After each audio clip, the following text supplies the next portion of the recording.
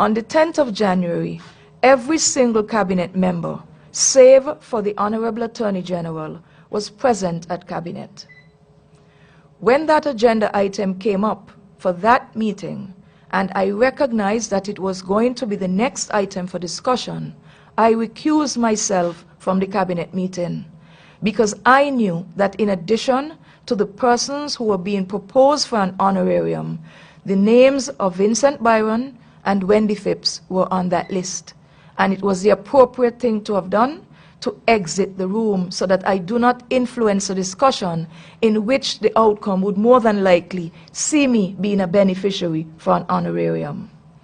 After the matter had been discussed for about 15 minutes, I was called back to the cabinet room and we joined the meeting, and at that point I would have been informed of the cabinet's decision.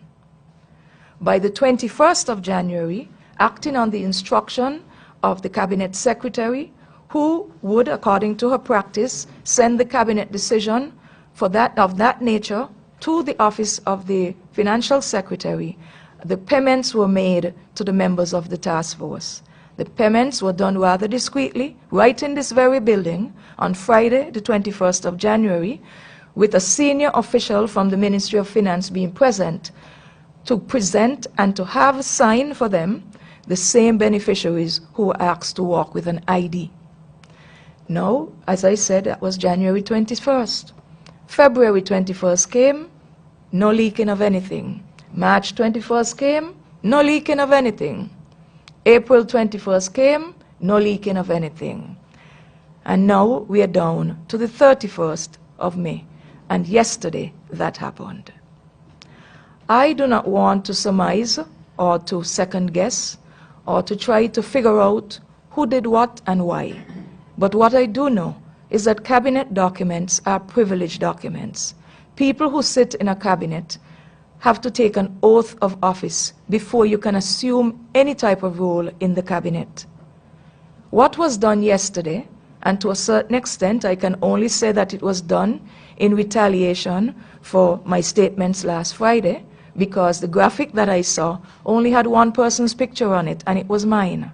But my position is that if you want to take issue with a minister of government over a payment that that minister of government receives, you have no business whatsoever compromising senior civil servants in that process.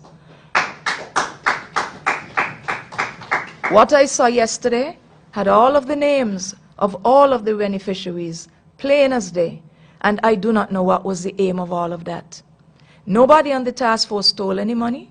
Nobody on the task force begged to have an honorarium, but they were duly presented with an honorarium. This type of information being circulated on social media doesn't help anybody. And what it does is engender further distrust in terms of your access to government, especially when matters have to come before the cabinet. So the average person might be out there wondering right now, what happens to me if, for example, like the example I gave you earlier, of 44 businesses applying to the Ministry of Trade for relief, for fiscal relief, to get their businesses up and running or to relieve some of their operational cost. What is to happen to those who are still in the process of sending in their applications?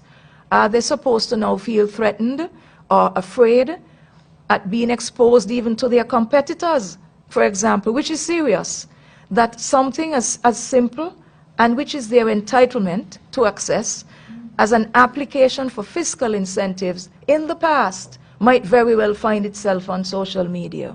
So I think sometimes when we do these things, the person or persons who are responsible, we need to take time and think about the implications for everybody.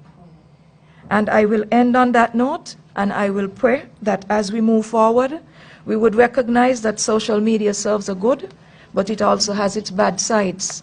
But let us continue to try to use it for the good that we can get out of it.